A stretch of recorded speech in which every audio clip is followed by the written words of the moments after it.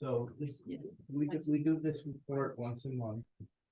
And the idea behind the report is it's not what you can ask your doctor for today or yesterday, it's what's coming in the future in medicine, both practical and research.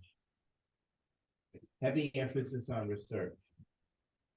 So everything is AI now. So I figure I don't really like AI. I'm afraid of it, but it's taking hold. So I have to have some AI news to tell you about. And I do. So Google has developed and is working on a program called Green Light. The point of Green Light is to fix the traffic flow in our major cities. It will be connected to the street lights. It will time the intervals so that cars can pass through more effectively, which will speed up transit. But more importantly, cars puffing in standstill is one of the principal components of the green gas problem. So this will have an effect on the green gas. The green gas affects our environment. It affects our health in the sense that if we have, floods and disasters because of global warming, because we didn't take care of this in time, that affects your health. So I forged this connection to get this topic on my list. Now, the second one is also an AI thing, but it's clearly a medical thing right now. And it's happening at the University of North Carolina in Chapel Hill. And there is a team there that has developed what they call a robotic steerable needle. We had robotic needles, but this one is running under the egress, eject under AI. So basically, you have an intracorporeal lesion somewhere in your lung, your liver, wherever, and the AI drives the needle towards it, averting coming through other critical body parts. So I think this is still experimental, but it's a wonderful idea. And the idea is that you come into the lesion to do a needle biopsy, and you avoid all the vital parts in the intermediate region. So next one is with regard to the gut microbiome. There's a lot of research on the microbiome. Everybody who's working in that thinks it's the solution to every other problem. But it turns out that those that have a severe case of COVID-19, there seems to be a correlation with having a certain fungus in the microbiome. The microbiome is not all bacteria. It has other kinds of organisms in there. And this is, they didn't name the particular fungus. Fungus in plural is fungi. So you can have a lot of fun with this. Okay, now the next one is not AI, and it's not bacterial or microbiological. It's a guided missile drug. How would that work? Well, the idea is that the way we do chemotherapy now is you give somebody something which is frankly a poison, and it kills the tumor cells to some extent, often not completely, but it also impinges upon all the other tissues in your body, and not too selectively at all. So there's always a downside to it. Hopefully you'll get a substantial benefit from it, and that justifies its use. But this is another idea. This is a so-called ADC, an antibody drug conjugate. Conjugate means a linkage. You know what an antibody is, you know what a drug is, but now we've got a drug that has an antibody that's homing in on the particular tumor you've got. And then, wow, the drug goes at it.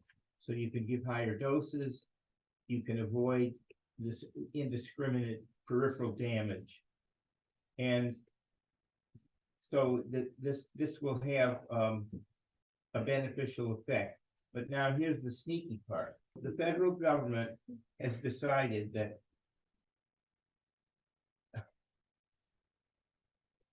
medical issues which have substantial financial impact, the cost of those medical treatments has to be negotiated with medical care.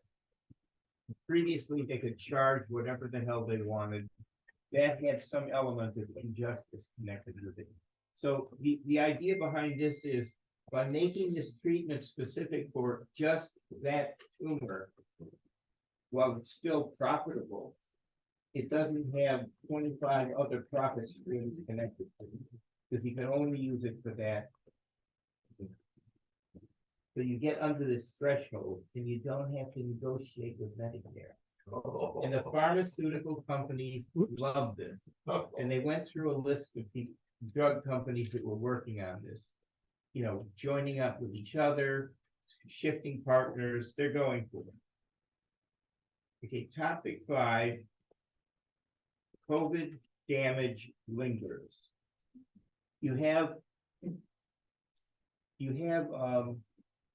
heard of long COVID, and then they stopped talking about it. So, okay, those guys have long COVID, fine, I'm eating lunch, don't bother me.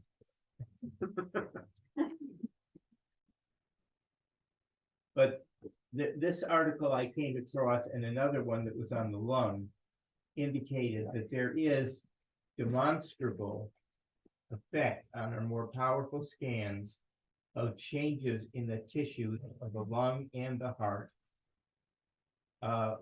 They didn't specify whether it's fibrosis or necrosis and so forth. The scan just says there's something there that shouldn't be there and it's substantial. And these studies now go out 5 months. So you got it for quite a while and it may never go away.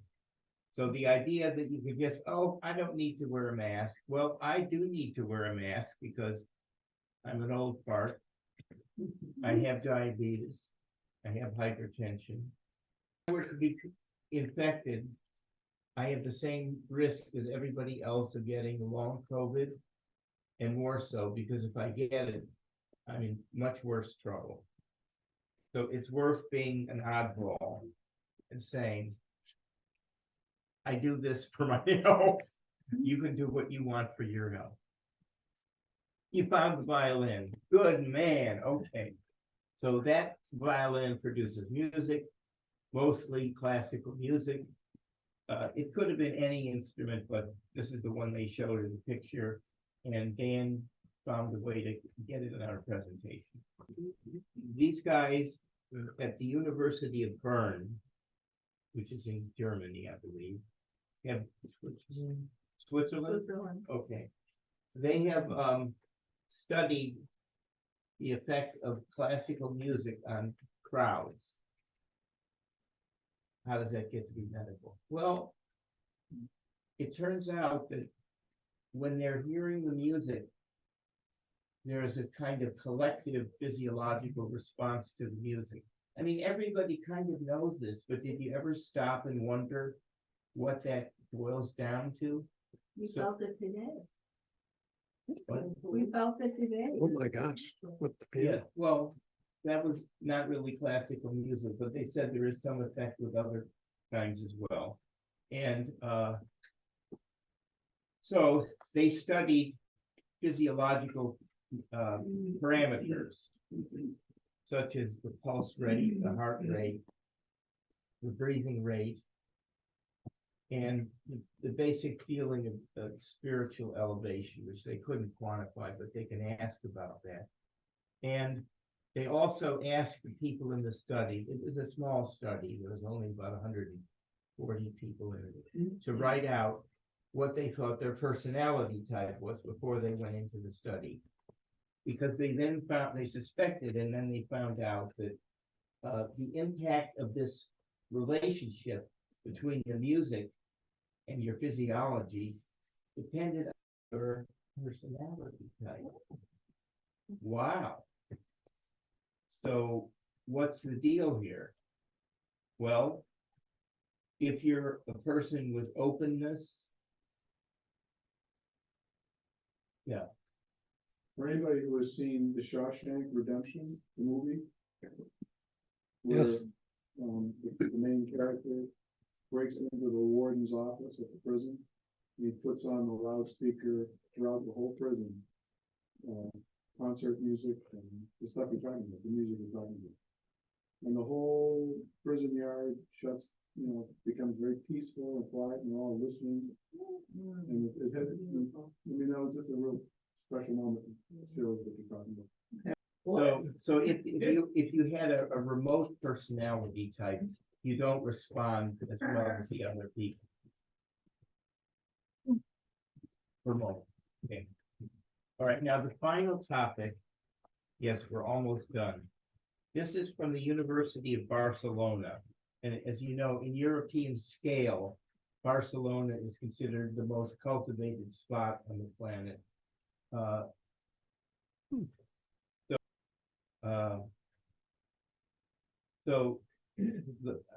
This is a personal issue for me. It may turn out to be a personal issue for all of you, but they found out that daily consumption of peanuts and peanut butter improves your memory, lowers your stress level and your anxiety level, and can wither away your depression. Now, I have been pushing this hard without knowing this effect existed, and it hasn't done shit for my memory. But I may have the wrong personality type for this. So the idea is, why not eat some peanuts or some peanut butter? It's in the microbiome. It affects all these things. And this was reported in the Journal of Functional Foods, and also reported by, get this, the Peanut Institute. Duh. Oh, wow. I think I'd like to get a job at the Peanut Institute. And that's the conclusion of my report for today.